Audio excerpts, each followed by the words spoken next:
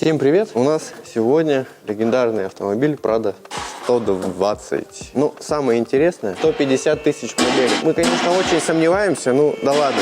Он приехал на замену масла, его беспокоит стук двигателя. Диагностика показала, что тарабанит уже цепи.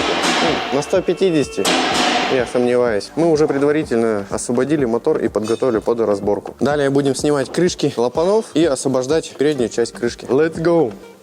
Ловим антифриз. Мы все равно антифриз меняем. Снимаем корпус термостата. Тут уже все на герметике. Причем обильно намазано. И радиатор, смотри, какой красивый.